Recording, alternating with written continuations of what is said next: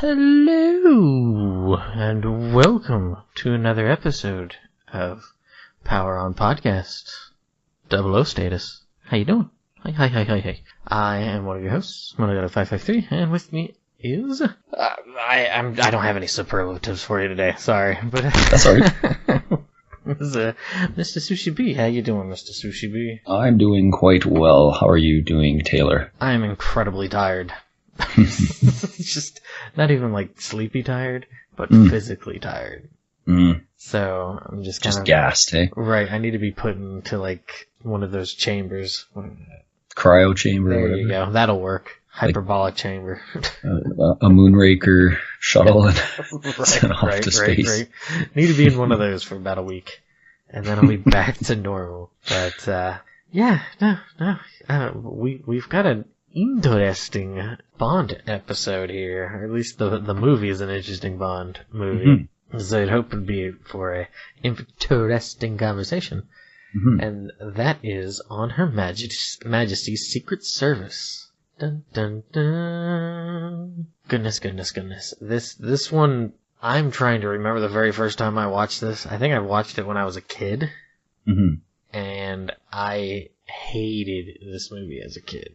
Could not stand it because it just felt really long to me. Pretty long. It's well over 2 hours. Right. It is a long movie, but it felt like probably the closest, most analogous sort of feeling I have for this movie is as a kid. I'd always remember like Sunday there never being anything on TV. So on Her Majesty's Secret Service would be on. It's either fishing or Her Majesty's Secret Service. Well, it was one of them was Ghostbusters 2, and I loathed that movie because of it. The other one was baseball, and I can't stand watching baseball on TV. Like I like it in person or on the radio. And in highlights. Right. But on TV for whatever reason just bores me to tears. And it would just make Sunday feel really long. Like not even like a warm Sunday afternoon, but imagine a really hot Sunday afternoon where the sun's just right there, 2 feet from your face, going, "Hey, how you doing? Hope you're enjoying the day." Like that's how it felt. And as a kid, that's how the movie felt. I had wanted nothing to do with it for the longest time, and it wasn't until really not like bizarre, but just kind of odd chance sort of happening with one of the, like I had moved shortly before 8th grade had finished, so I didn't really know too horribly many people, but one of them I did get to know better was a big Bond fan as well, and so we'd kind of talk about him and stuff, and he was like, "Yeah, you should give it another chance." I was only like 13, watched it again, and I'm like, I don't know if I like this. It wasn't until I got older that I actually really started to appreciate this movie a lot more. But, that's kind of my brief history with it there.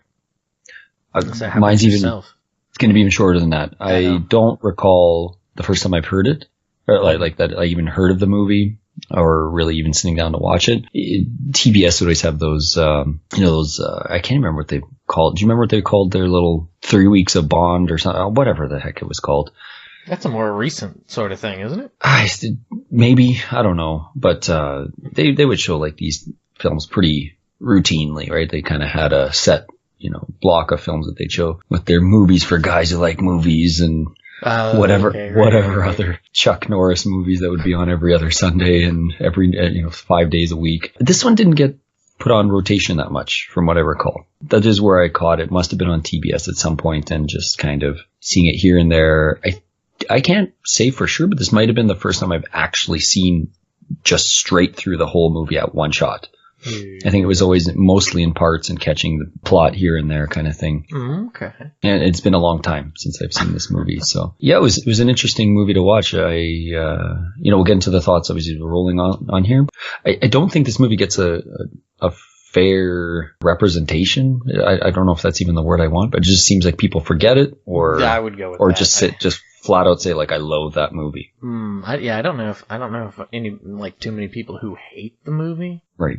I know it's one of those completely forgotten. Well, I mean, not completely forgotten. It's one of those that just sort of it's the sixth movie in the Bond series. So Right. it's right after the first 5 with Connery. So that right there is already a black mark in a lot of people's opinions. Right. But it's kind of like beyond that, it's the first time you have somebody different, and you also have what's his name? Peter Hunt. He only directed this one. Okay. So you got some fresh new blood in there. So I don't know, maybe it's just sort of always been seen as it's only like, especially a lot of older fans, it's only Connery, and then there's like nobody else. They're always like, everybody else is trash. It's only Sean Connery. Blah blah blah blah blah. I think for who George Lazenby is, him just kind of being an Aussie goofball. Well, maybe not goofball, but him, like he would just kind of just screw guy off off the street kind of thing almost, right? Like he really,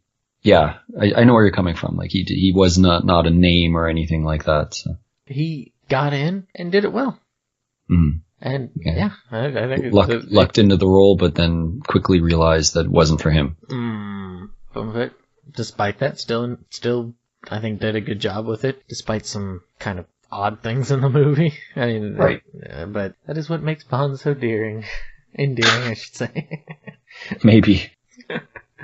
All right. Well, with that said, then maybe we should get into just how this movie kind of starts off and everything, and they acknowledge right away.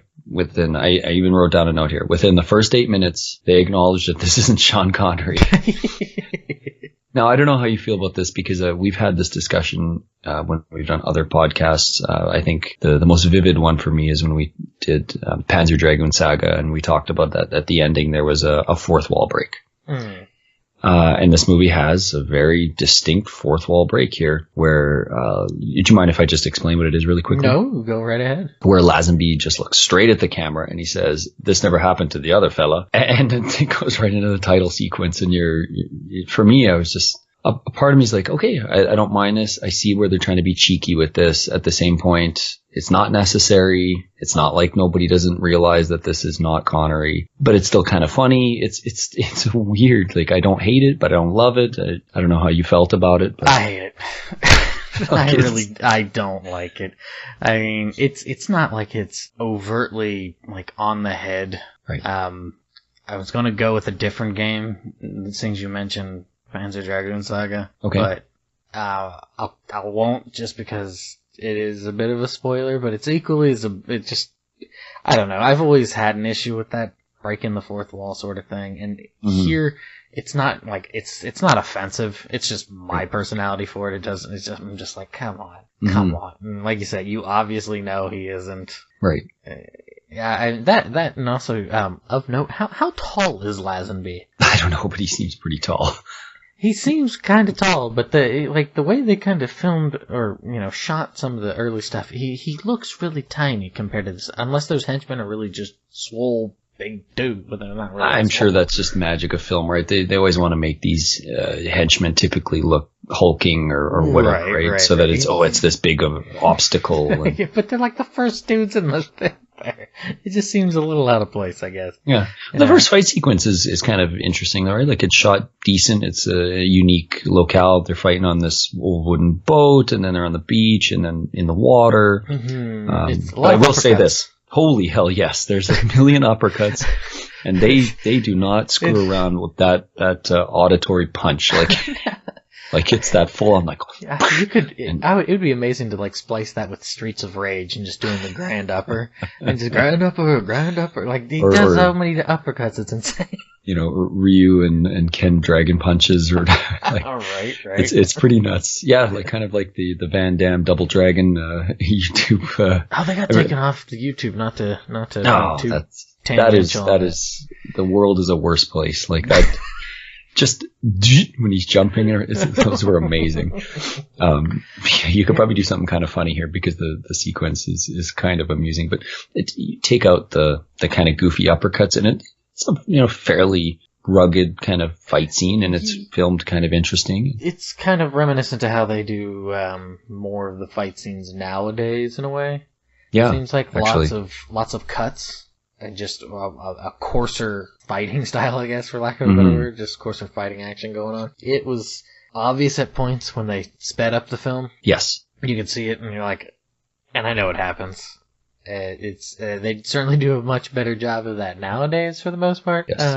But it's like, okay. Yeah, the fighting especially, right? But I think you made another good point here in that some of the Daniel Craig movies, the fight sequences are kind of similar in the sense that they try to make them look a little more brutal, a little bit more shifty, but at least they're not in this film at a point where I don't want to rag on it, but like the Batman Begins and stuff where there were some fight sequences, you just can't see anything that's going on. I would agree with that. Entertain this idea that Batman has these skills to just do all these things so fast that you wouldn't see them, and it's like, yeah, that's true. Like, I get the idea, the concept here, but you're watching a film. It's just like when you play a game or something, and you're like, well, the realism we're trying to put in here, and it's like, I get it, but you're the type of format of entertainment you're giving here. It's nice to be able to see what's going on. Right. I appreciate the martial arts that are happening in the film, or the sword play, or whatever it is. So.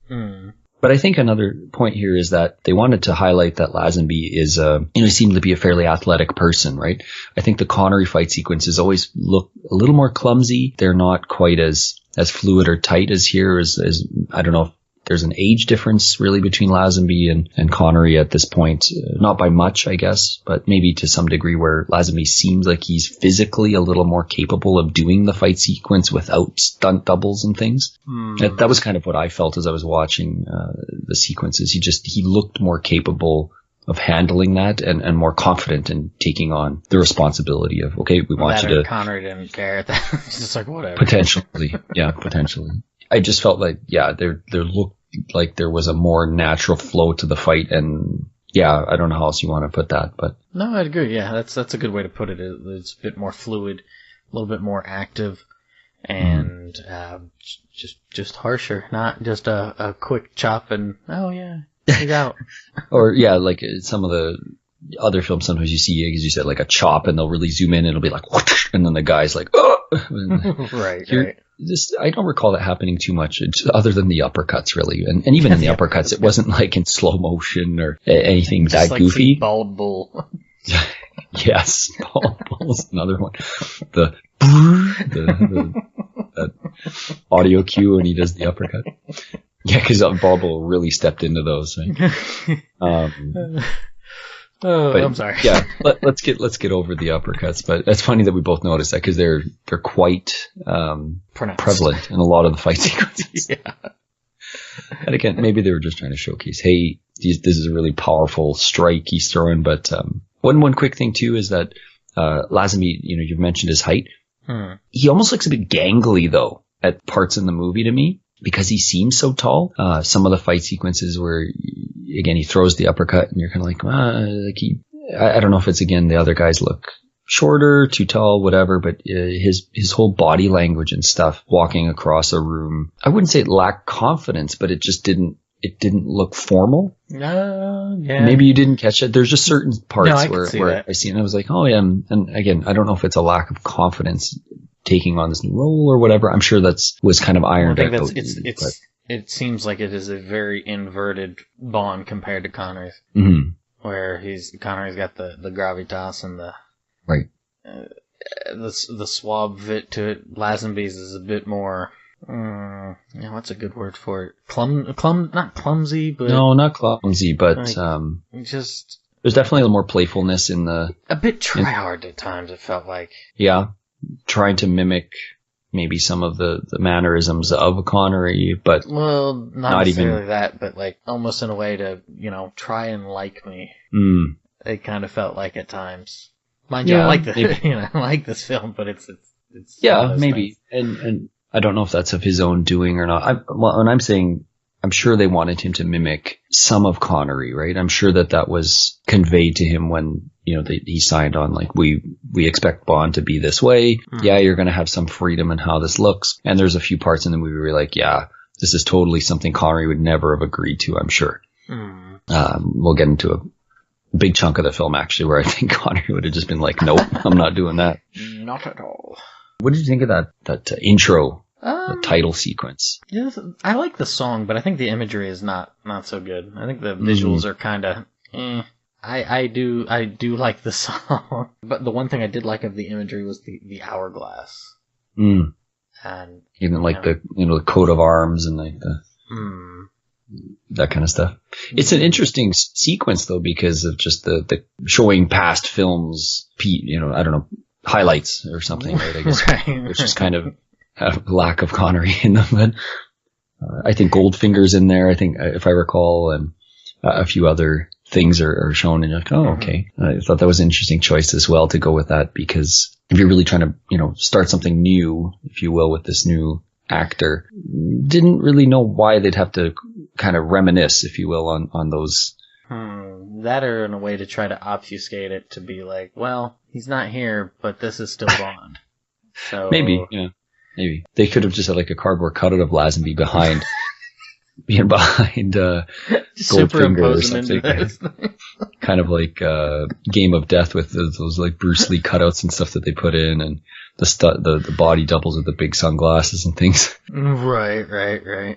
Yeah, it's not a horrible sequence, but again, I agree. I think that the instrumental music is really good. We don't get the Louis Armstrong track really until much later in the film. Right. Which is also an interesting choice because I don't think, other than Dr. No, that really happens in the other films, if I recall. But we'll get to there at some point, right? So, let's not even bother to let's not try to rack our brains on that. No, it's not worth it. Yeah, and then, I don't know, where do you want to hit after that? I don't think you want to do a scene by scene there for this. No, I don't think so. I don't think it's necessary for this film. Right. Because this one is a very. Let's start with the pacing of the film. What do you think of the pacing of the film? Not bad. Like it kind of hits this climax point early, if you will, in the sense of the locale. Like you get to one location about just past that midway point. And like the vast majority of the film is in that location after, for a 2-hour film, you're spending a lot of time in Switzerland in that, the mountainous region, right? You don't get a lot of movement after that. Right. It's not to say it's bad. It's just that, the film starts to slow quickly at that point. And I think that's not something we're used to seeing in a Bond movie, right? We're used to seeing go to this place, go to this place. Dr. No admittedly is kind of all in one place, but you feel the flow of the movie going up quite quick. Mm-hmm. But this movie hits a stall, and I don't mean stall again as a negative point, but it hits that point where you're like, okay, and this is where this whole thing needs to play out. And then you get kind of a half-cut action sequence with, this.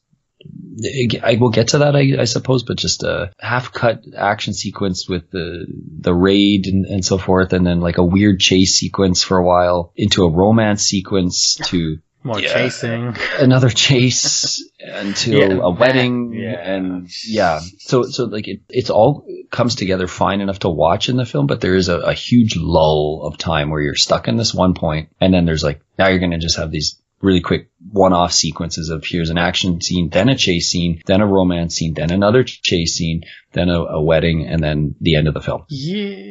I have some issues with the pacing myself, where the first probably 2/3 of the film I really enjoy. Mm-hmm. In regards to the pacing, because I think it does well. It's when it hits Switzerland, and it's not even like right at Switzerland, but it's when the chase scene begins that it feels like it goes on. Well, which one? Because there's quite a few chase sequences at that point. When he's escaping. Okay. For whatever reason, that kind of point when he's escaping, it felt like it was about 45 minutes long. It's quite long. You're right. And fall down, get up, go again, and right. And because not only he's being chased, and there's a bunch of skiing going on, which is fine. That doesn't bother me. That's a very typical thing that's been in Bond for a long time. That's been going on for a while. Yep. For whatever reason, I think it's because it goes. It's like a start and stop. It goes and then it stops. Goes and then it stops. Goes and then it stops. Goes and then it stops. Goes and then it's a romance sequence. And then it goes, and it's just it's on and on and on. And I don't know what was like. It's just that portion is just a very odd bit of pacing to me. Mm-hmm. And it might be because also how it's just sort of how it ends. Mm-hmm. because he gets like trapped in the Contessa's character gets trapped in the avalanche. Right. And Can I make a quick point here, not to cut you off? Not. No. Well, you're gonna like this one maybe because it was weird as I was watching this movie. A note just kept rolling through my head, and I'm like, why am I watching The World Is Not Enough, but it's in 1969? There's so many points that The World Is Not Enough stole from this movie. It's like they wanted a redo. They were like, you know what? We should go back and remake Honor Majesties. There's a lot of stuff there that's, we should just remake. Like, there's just little things. There's a casino part early in the movie where the Contessa comes in, has the same attitude as Elektra. She says something of what I think I wrote the quote. People who want to stay alive, play it safe. That's not exactly what Elektra says, but she says something kind of similar to that. Loses all her money. You got these skiing sequences, and admittedly, these guys don't just come out of the bushes out of nowhere like they did in right. But there's just like little points in this movie I'm watching, and don't get me wrong, there's big chunks of this movie that are very distinct, and you won't see in any other Bond movie. Just little things, and it's like that's weird. Like there is a bit of an echo. I personally never really, and it may be just because of how, for whatever reason, I saw him as a bit different with Contessa's character. Yeah. No, I didn't mean that they're completely reflective of each other, but there are hints there where you're like, oh, okay. Like the relationship with Bond is kind of different than you've seen in some of the other female leads and so forth. That's true. Just little things, right? The attitude of the two female leads in those films is not the same as you might see in some of the others. She's no more so, though. Just weird. she's no more so, though. Yeah, but just little things like that. I was like, oh, interesting. And as we're watching The World's Not Enough, if I went back to see it now, I wonder, because there's a father character in this film who plays a fairly hefty role. I just kind of envision that character from The World Is Not Enough, if he didn't die early on in the film, if this would have kind of been a similar character as well. But we don't know because we don't really get any. No, I mean, because they had a good bond. Not to be obnoxious with my words. I just mean if that fatherly character carried on with Elektra, though, like if there would have been something similar in that regard. Or anyways, let's get off that. It doesn't matter. But there's just little notes that, as you said, I think a good way of putting it is that kind of echoed in other films. And I think as we see some of the later films, we'll start to see like, oh, interesting how that they've kind of drawn an inspiration or even just lifted entire sequences or ideas from previous films. And like, oh, okay. And I think this film kind of, has some of that in The World's Not Enough. No, yeah, Contessa gets slapped a lot too. Yeah, that's like Elektra. Yeah. Her dad punches her square in the face at one point to knock her out. Yeah, that is certainly something where he's just like, yeah, you got to do things. You're mad, woman, or whatever he said. And on that note, can we also note that he sounds very similar to Montalban? I think that's his name, Ricardo Montalban. I'm sorry, I'm not sure who that is. Maybe I'm buggering up his name. He was Khan. Oh, in Wrath?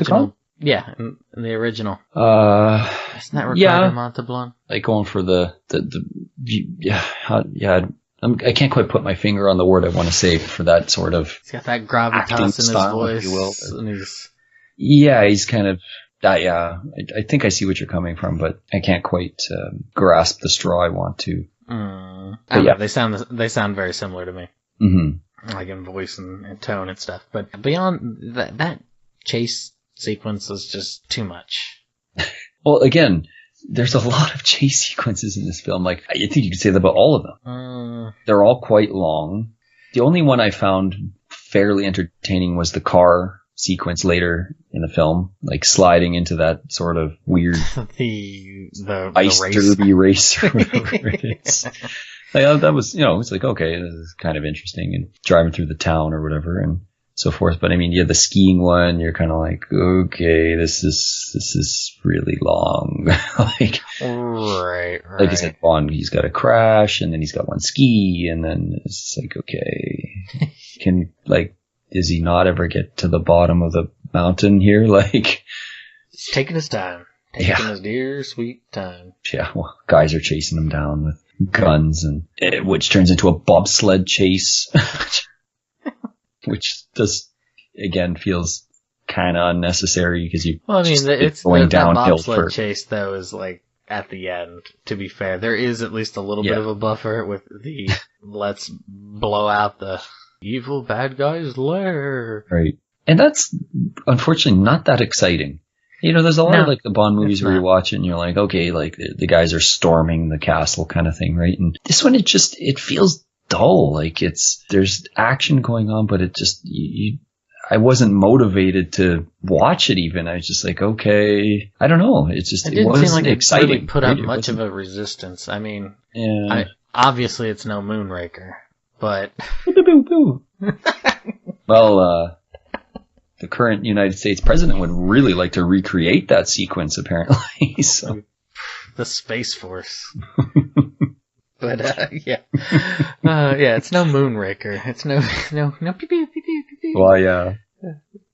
Again, it's not bad. It didn't really put up a resistance at much, it felt like. It was just kind of like, oh, we're here, oh, we're dead. Yeah, kind of funny because it's kind of gets that allure, right? The people that are in that town are like, you don't go up the mountain kind of thing. You don't go towards that weird looking scientific structure or whatever you want to call it. We know that you shouldn't be going near there. And, they certainly allude to the, like, whoa, you don't mess around because you're going to get killed because there's some serious stuff going on. And yeah, like when that action sequence starts up, it's just like a couple guys with machine guns get mowed down.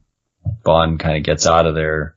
And that's kind of it. A helicopter shows up and takes off. So, well, that and they reinforce it's super dreaded and evil with the whole Bond's spotter, for lack of a better word. Which is kind of nice. I actually like that, and because I know you get that sometimes with some of the other characters, depending on which films you're going with. But here they felt a bit more proactive. And not just directed to be like, Bond told me to go here, so I should go here. You mean like Quarrel? Right. Getting fried by a blowtorch. It still depresses me. I might have to go back and listen to that episode because you talking about a sequence is pretty damn funny, actually, because he's just shooting his little pea shooter away, and then he just eats a whole flamethrower. He's not really proactive in that sense of like he's really out there doing anything. He's at least an interesting character. You get a couple of shots of him early on, and I didn't think right away like he's evil, but you're like, well, yeah, what is this guy doing, right? Like they allude to obviously something that he's doing the pull the newspaper down and look over kind of thing.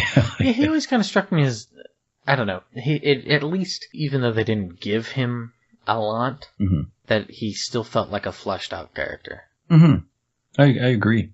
And then that's always something I really appreciate is when you can have a character, they don't meet a wonderful end or anything. They kind of dies, but kind of, yeah. I'm gonna take this to the United Nations or whatever he starts screaming. Right, and then he takes it to the summit. But I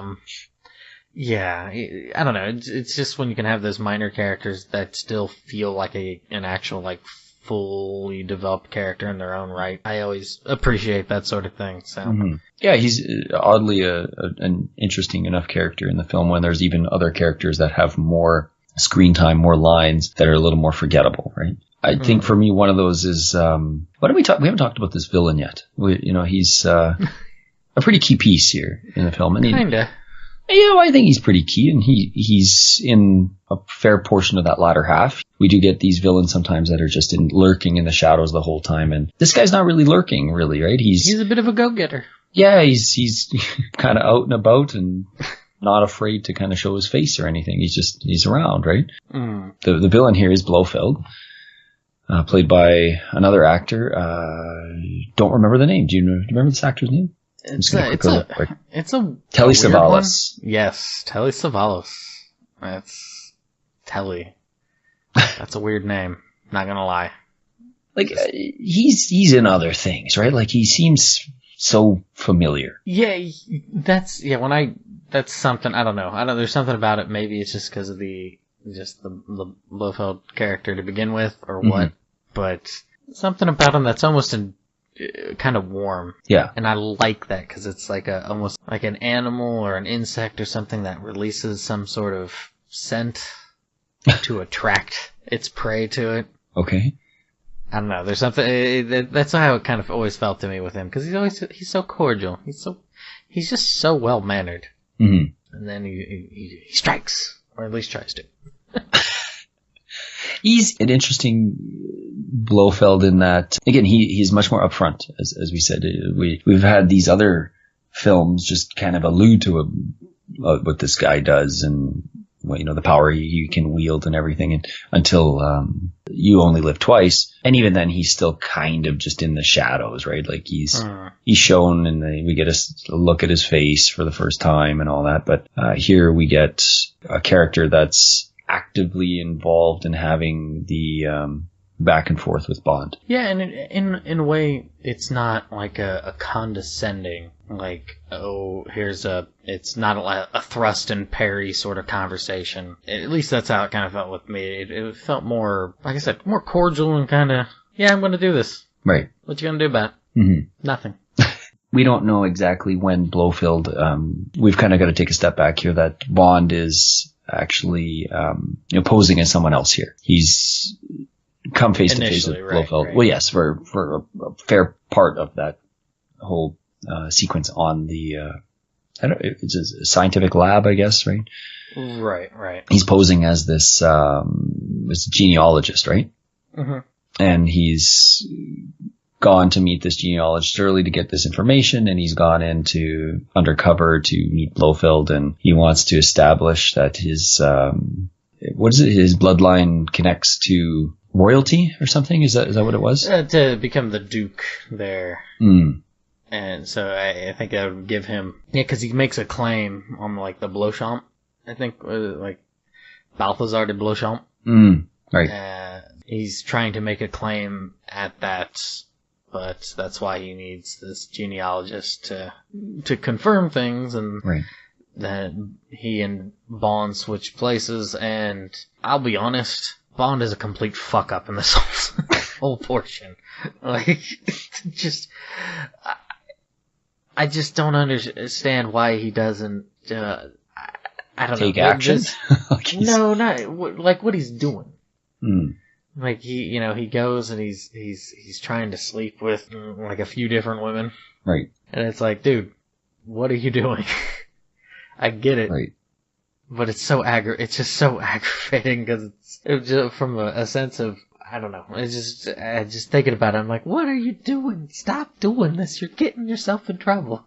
Right. So much of this could have been avoided if you'd just gone with the part. Well, not only that, he just doesn't, as I said, he doesn't really seem to be taking any critical action here. He's just kind of letting, I don't know if his whole ploy here is to just let Blofeld tell him exactly what his maniacal plan is.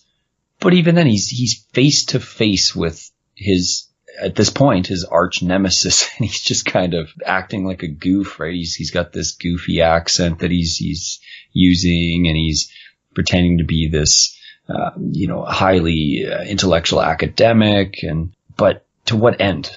Like, other than to just maybe find more of the plot, and he just starts messing around. He's just looking into what these women are doing, why they're trapped here, and it's like, okay, like I think that's an important piece, but you're sitting right across from this international #1 known terrorist, and you're just letting him talk about Christmas.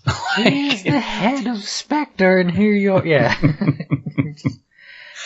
So this is the part where I think, again, Connery would have just flat out said, I'm not doing that, because Lazenby, again, goes into this kind of goofy accent that he's using, this really. Well, I think it wasn't like dubbed over. I don't know. I thought it was dubbed over. I thought if it is, then it's really genealogists. It's decently lip synced then, because like I didn't really notice it, I guess. I could be wrong about that. You could be wrong, but he's walking around and he's got like Sherlock Holmes jackets on and stuff, and it's a silly sequence, right? And this is a long sequence. This isn't just like a 2-minute thing where he pretends to play this character. No, he's playing this character for like a half an hour plus. That, and this leads into the long chase sequence, so it kind of exacerbates the long chase sequence a bit, because he's in this for a while. Right. And you're like, okay, alright, and here you are, buggering up things. Great, thanks. Thanks, Bond. Thanks for doing your part. Right. Well, and even like Blofeld at some point figures out Bond has made a slip here, right? I forget what the exact slip is, but he points it out that he's recognized that if this was really the genealogist, he would never have made this little minor mistake on the coat of arms or whatever he's looking at, right? There was something that he pointed out incorrectly. And Blofeld's the same thing, though. He just like take him away and like puts him in a storage area with like the what's the word I'm looking for? The gears for for the not the trolley, but the the cart. What is that? The Skyline cart. Yeah. the gondola or whatever. And just kind of leaves it at that, right? Like it's both sides here, definitely both sides. Like Bond's had all this opportunity to just walk up and strike him in the neck and kill him or something, and hasn't. And Blofeld, same point, is just, I guess he thinks he's toying with Bond because he's killed that other agent that was hiking, and so he thinks that no one's going to come rescue him, and he's got all this time in the world to kill him whenever he wants, I suppose. But we know this is a common trope in the Bond movies, but right. Or just in a lot of stories in general. Definitely. But it's more frustrating, I think, as you said, from the Bond side of you're right there, and you're just letting this guy screw around. When he imprisons Bond, it's such a weird. It's like, here's this little platform that's, and then it just falls into this giant cavernous hole. Right. But don't worry, you can get to the gears to get to the. It's such a weird, it's weird room. Yes. It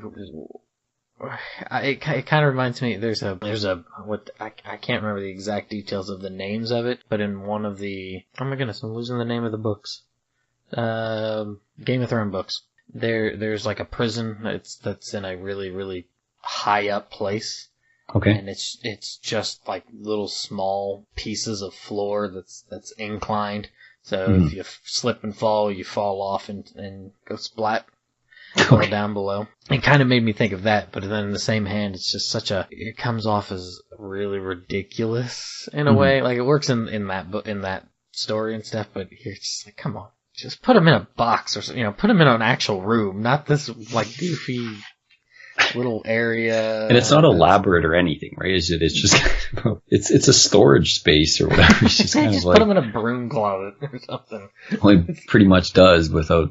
Yeah, it's strange. It's just, it seems really lazy when you think of some of the more elaborate places they like just lock them in, especially with like Dr. No. Right.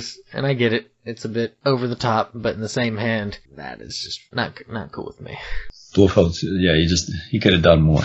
But he had to have that big chase sequence, so, they had to save some budget, right? We'll just put him in a little space, he'll get out, we'll have a big ski chase sequence. And props for Blofeld for actually participating in the chase. Yeah, I guess he does. We've kind of skipped around a bunch of stuff here. Just go back to Contessa and her dad. We kind of skipped this point. Bond gets the ball rolling to get to Switzerland. All this is meeting her dad, and he offers this money and so forth. And Bond's like, I don't need the money. I need the information about Blofeld and where he is and this sort of stuff. So you kind of get the high stakes early in the movie, and that's, again, maybe leads to that frustration when he's there and doesn't really do anything. He went to this trouble of putting himself into this fake relationship and, working hard at winning the Contessa's heart or whatever, right?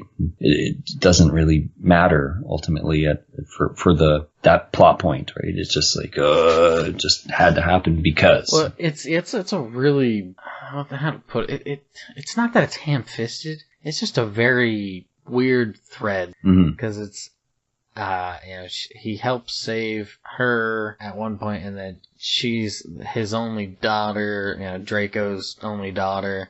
Right. But Draco's also the head of a European crime syndicate. Right. That's really big, and those are bad, like just kind of, oh, how convenient, but that happens a lot in stories, I get that. Sure. But it seems just really weird, and it's like, well, yeah, you gotta marry her, or I won't tell you the information, and it's like, you're competing with this dude. I get it, blood will be shed if you're kind of pushing on the Spectre's turf, but the fuck is going on? Like, why? Yeah. Why does he have to marry her to learn where he is? It's such a, it's so... Because plot, right? Because plot, right. Because as you said, they wanted to weave all these unique threads together, which don't really lead to much, really, unfortunately. Again, so this guy's the head of a major crime syndicate, and like it's ... right? There's nothing more to it. You don't see any of his crime activities other than... Well, I guess the one thing that is nice about it is that, like this movie, is that Bond kind of steps away from the Secret Service. Yeah. A bit. And so he goes on his way, he butts heads with M very briefly, and then is given his, 2-week vacation or something. Right. There's the cheeky scene there of you're fired, basically, right? Or something he says. Or I quit and you're fired, and then Moneypenny has a line, I forget what she says, something there, but basically saving his skin, right? Like, I know you don't really want to quit, kind of thing. And then he gets his little leave of absence or whatever it is. Right, and that's like the one really scene that she's in there. I think Moneypenny does it well. That's kind of, Moneypenny in most of these films, right? She's kind of a scene stealer in a lot of the cases, regardless of who plays Bond. And regardless of her age, actually. I think even the later films when they had the same actress, you still kind of get a decent little chuckle out of what she says or what she does. And she's well acted and genuine. Cleverly. She seems genuine in her acting. Any other quick notes you want to hit upon? There's obviously a major scene at the very end of the movie that we'll have to talk about, but is there anything prior to that we should hit upon? I really liked the infiltration scene at the Swiss lawyer's place. Okay. Gumbold. This is how he learns that Blofeld is trying to earn the claim of the title there, the Blowchamp sort of thing. It's outside of how he knows that the lawyer isn't in his office. I get that maybe he always takes his break at 12 o'clock or whatever, so I guess that works. It just seems like, oh yeah, I'm gonna waltz right in here, but I like how when you have the crane in there and it's showing the machine doing the work, and he's just kind of chilling. Blondie shows up again. Right. And then he just kind of absconds with a Playboy. He's like, oh, I like this. It's just kind of... It made me chuckle at least. No, okay. I think you're right. It's a good sequence, and it's kind of cool, to have Bond have these guys in his back pocket doing behind the scenes work for him to get his part of the job done, right? Yeah, it was a good sequence, and that was probably one of Lazenby's more confident sequences, I think. Just like his attitude and demeanor, right? He's waiting for the crane and so forth, and as it comes up and everything, he looked comfortable doing that scene. No, yeah, I'd agree with that there. Maybe that might be why I like that scene a good deal, because it's not like it's super duper long or anything, and it's not like it's really anything out of the ordinary. I just think it was just a really well done scene. And we see that type of sequence in other Bond films where he's infiltrating somewhere or sneaking in somewhere and so forth. But yeah, it's done pretty well in this movie. Yeah, I can't think of too much more I'd like to hit upon. I'm just trying to think of the music in this film as a whole, and not bad or anything, but just not overly memorable either. Like nothing that stands out. You do get that one. I can't think of the name of that theme. It's one of those Bond themes though that Oh gosh, I can't think of it, but it's reused in this movie, and it's one of the ones I do like. Reminiscing over when he's like touching his different items that he's accrued. It might be that. I can't remember. Because they had that god awful song from Doctor No, that I don't mind that song. I hate that song. Oh, okay. But it's not that I hate it. It's just one of those like, but no, I like it. It's a nice touch because it's not cranked to 12 to where it's just kind of a really kind of quick little in and out, and then it's on your way. Yeah, for sure. Probably the one thing I did like I didn't feel like the lines were too bad. Like some of the one-liners and stuff. There's not a lot in this movie. Yeah, one of them in particular I really enjoyed was the one right before he meets Huntess's father. Okay. There's always something formal about the point of a pistol. I don't remember that. It's a or maybe it is Contessa's father that says that. Now I think about it, but I thought for some reason Bond said it. It's a good line regardless. To me, that's a really good Bond line. A couple of things here. I just have some notes. I forgot he gets a pretty decent grab of Moneypenny's behind when he first meets her. I don't know if you remember that. Yeah, that happens. Oops. There's an apartheid flag in the movie, which was like, okay, dated. So, a little dated. I'm pretty sure he says the world is not enough. Family motto, or it comes up at some point in the movie too. When Sir Hilary Bray, the genealogist, he mentions it.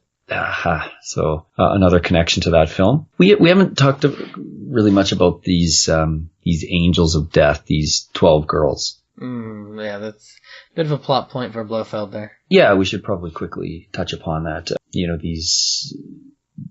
I don't know, it's supposed to be these beautiful women from all different countries and whatever, and they're going to be sent back eventually to... Well, you explained this to me earlier, so what if you want to maybe take the reign there? This is one of those, overly complicated plans where Blofeld has been hypnotically suggesting and sort of rewiring these ladies' brains so that when they return home, he can, set off the trigger, which will have them distribute like a bacteriological warfare, agents. There we go.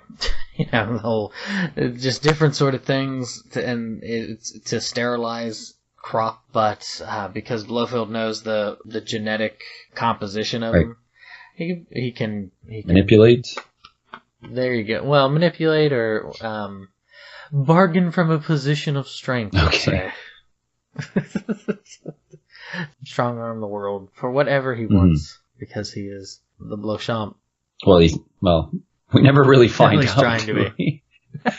He thinks he is. Certainly thinks he is. And he's hypnotizing the girls, and you get a couple of weird, really 60s psychedelic lighting and crystal shards of Bond's face in multiple energy crystals.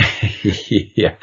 So you get some kind of weird things like that. And of course Bond decides to sleep with a couple of these girls, which gets him caught up with this older German. She's kind of like the second in command of Blofeld, I would say, right? At least there, yeah. She's fairly high up at this place, and she's the one who's kind of touring him around a lot, and then she ends up getting him conked on the head and put in his little, I don't even know, whatever that broom closet of ventilation shaft, broom closet of disobedience. I don't even know. You did a naughty thing. Put on his dunce cap. One thing I always like talking about when we do the show is some of the kills. I took note of this. I think he fires his gun twice. And he misses, pretty sure both times. As soon as he goes to use the gun, he's always in a struggle, fighting with somebody. He doesn't really use his gun. But there's one where he later on where he in that skiing sequence, and he chokes that guy and he just throws him straight off the mountain. Right. And it takes his skis and continues on, kind of thing. I can't remember if there's too many others that are really. Cause does he kill that guy right at the start? They're fighting in the water. I don't recall him actually flat out killing him. I think he It's just more implied he knocks him out kind of thing, right? Right. And then he gets back. Because the first guy just gets hit with like a broken oar or something and he's just done, right? He's just passed out. Yeah, like, and then the boat falls on him or whatever. But I don't think he's implied to have been killed either. Oh, but then there's the guy who falls into the snowblower. Do you remember that? Yeah, but he doesn't. Yeah. But he like kind of flies into it, right? Yeah, he just sort of, he's like, it's kind of his own I'll be doing, fine. But, and then you get a cheesy one-liner that he had a lot of guts. Right. Oh god, yeah. That one's pretty bad.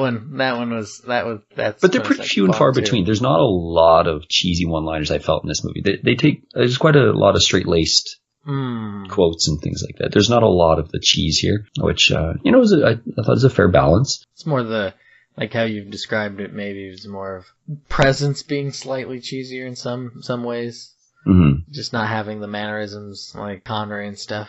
Mm-hmm. Maybe they kind of cut away from the cheesy one-liners as much. Right. One thing that bugged me about that ski chase sequence is, like, did it really take Blofeld all night to ski down the mountain?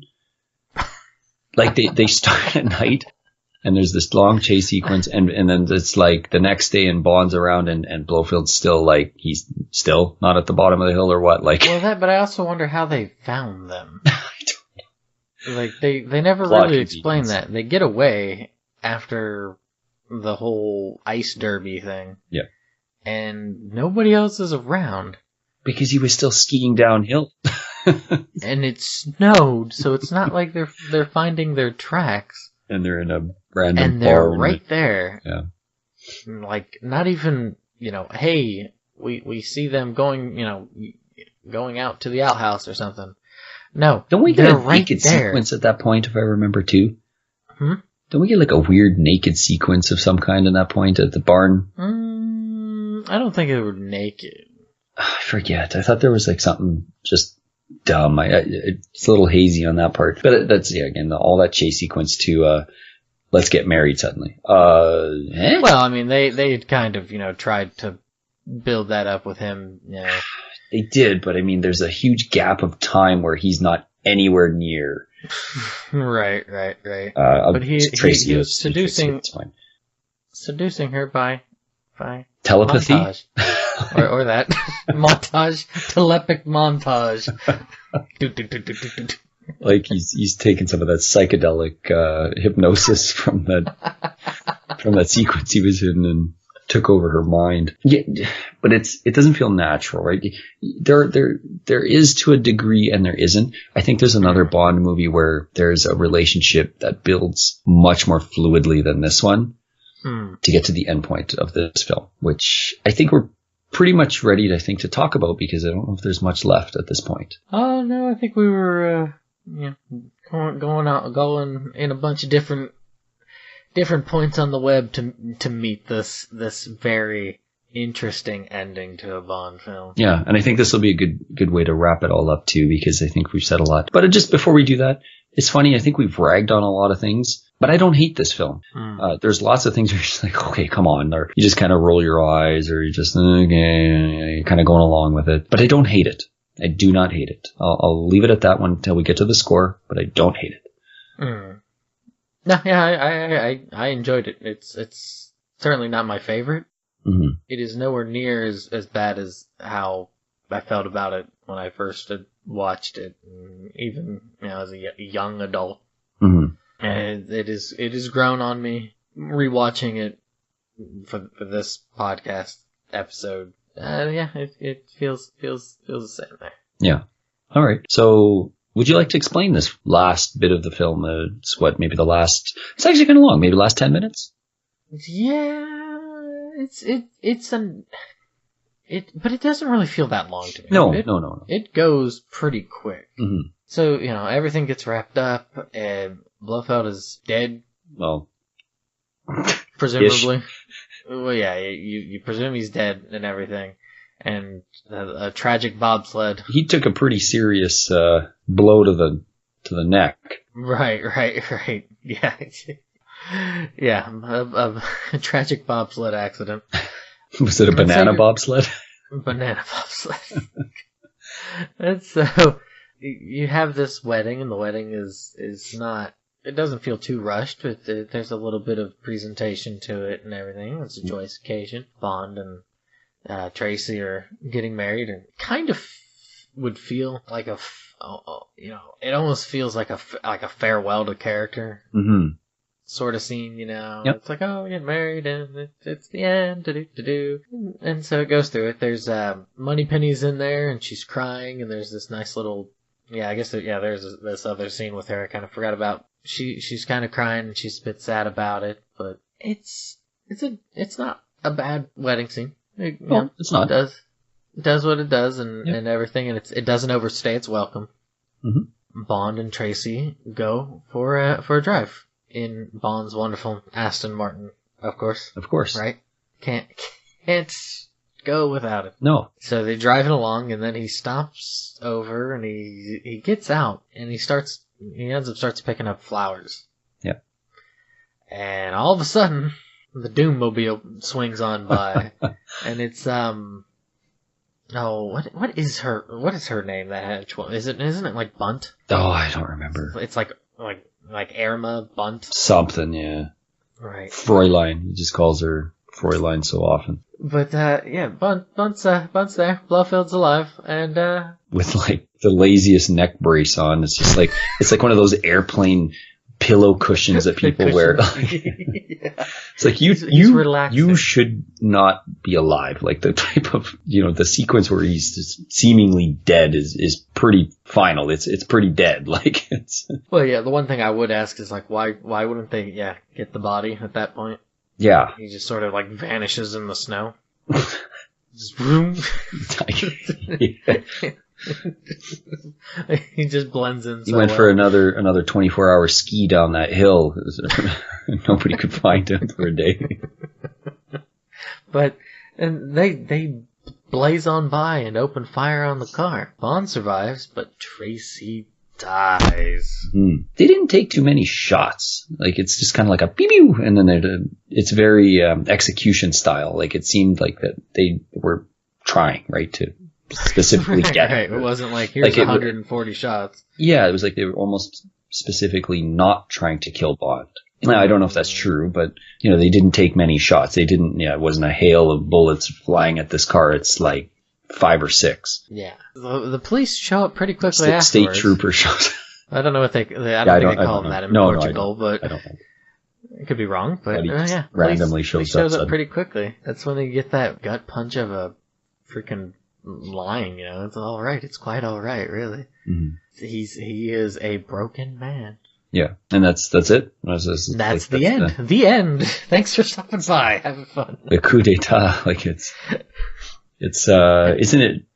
Well, yeah. I mean, it's probably one of the most unique endings to a Bond film, right? Usually there's some cheesy one-liner or a gag, something, or like a positive send-off, or like something rousing, right? Like cue the Bond theme as he kind of looks into the camera with like a bit of a grin or something like that. And no, not at all here, right? This is very polar opposites with that beginning of like, okay, here's a new guy. We're gonna have a bit of a action sequence, have a goofy line to get you going, and be like, here's what this film's about.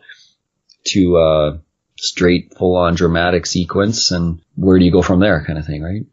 We get a Bond will be back in Diamonds Are Forever cut though right after that, don't we? Say that again. I'm sorry, I didn't catch that. Right after that, I'm pretty sure we get a like Bond will return in Diamonds Are Forever though. Right. Which is kind of interesting that they threw that in with this ending instead of just leaving it even on a more of a cliffhanger of just we're not going to give you anything. Yeah, it's I don't know. I appreciate the ending, and I know it is not for everybody.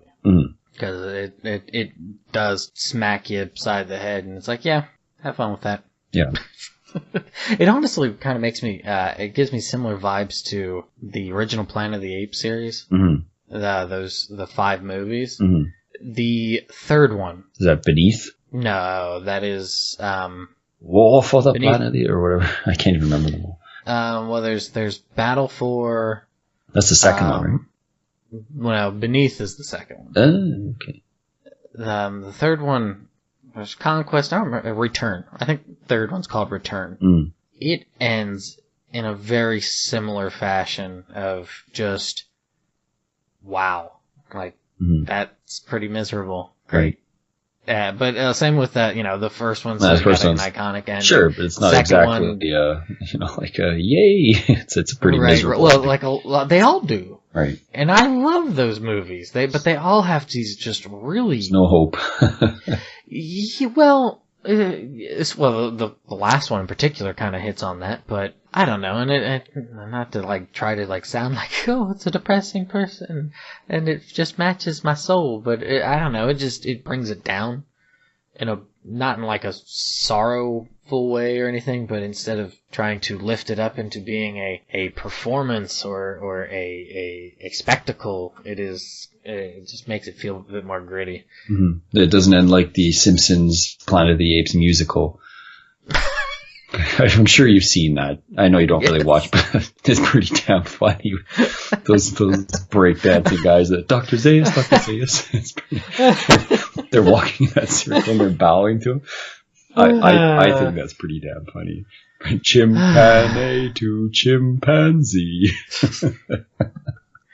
Yeah, but I wonder if that's just not kind of, this when was this came out? It came out in 68?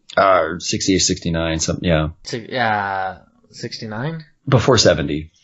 Yeah, I know it came out before 70. Because I think Diamonds Are Forever is, 71, if I remember.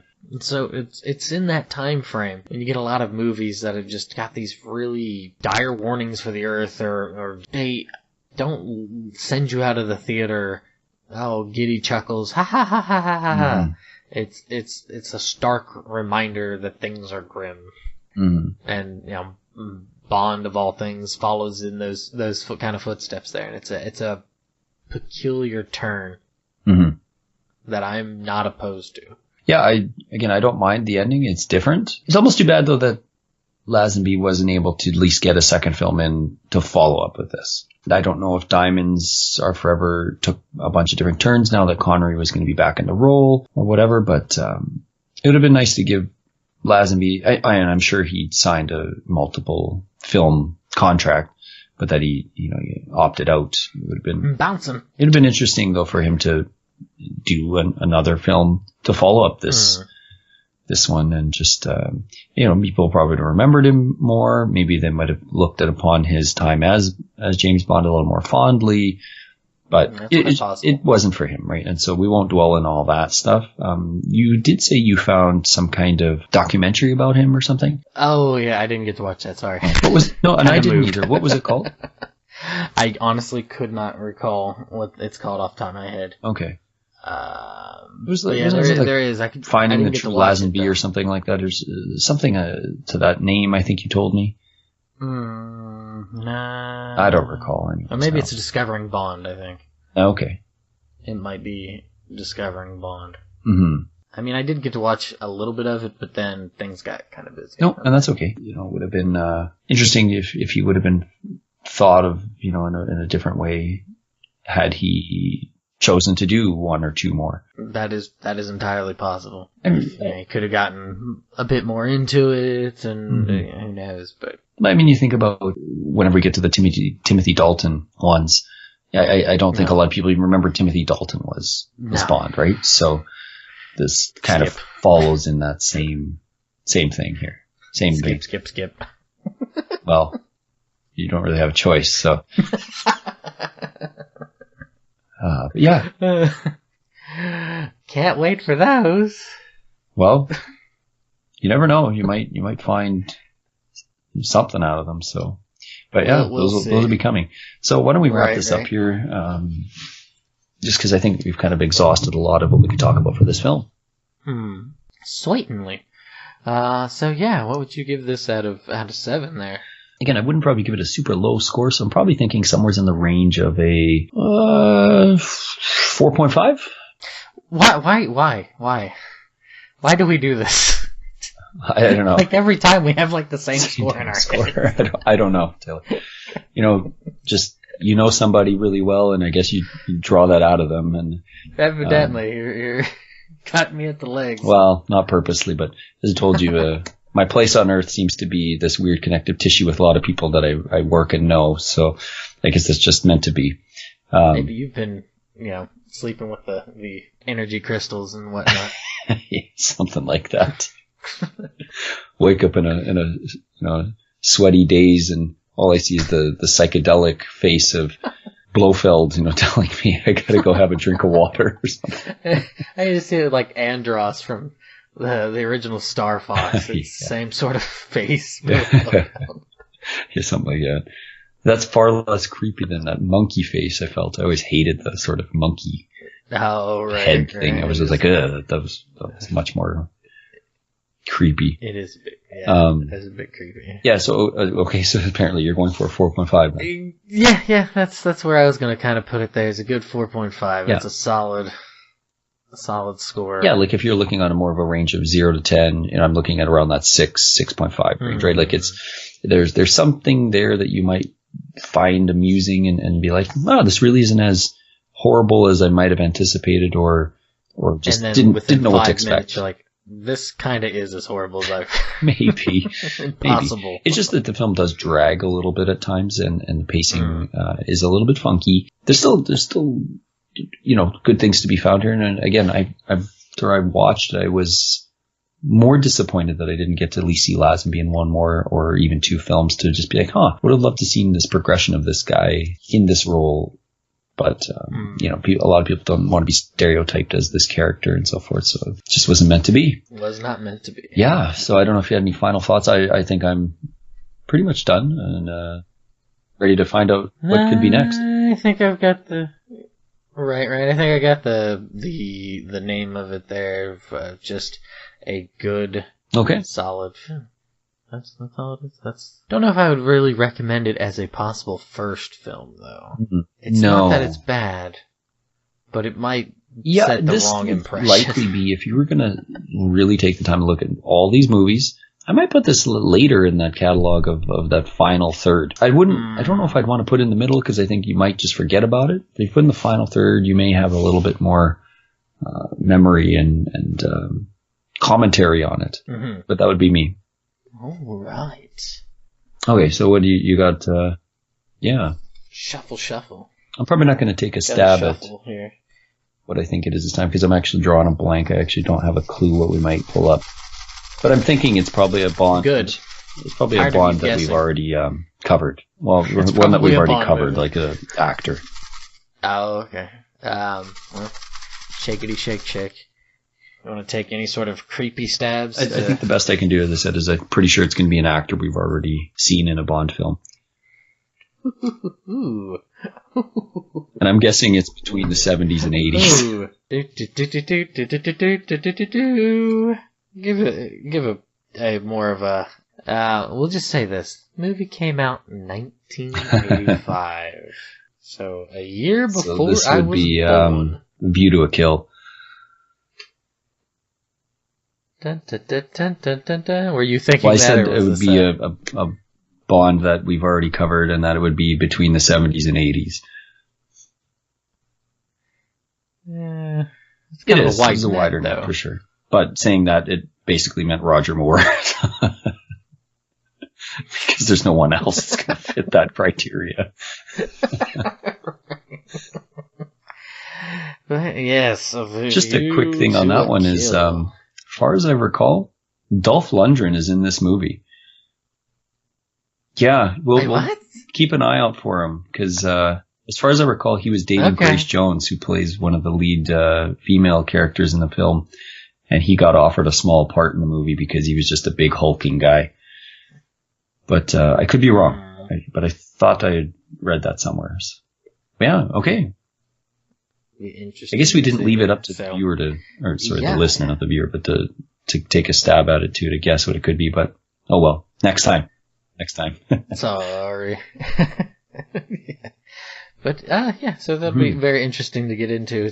That one's certainly been a long time since I have to dig the memory banks. I couldn't tell you last time. Last time I've seen it. Looking forward to some walking. On that note, you're walking out of here. I'm walking out of here. On that note, that is it. Thanks everybody for listening, and yeah, we will return.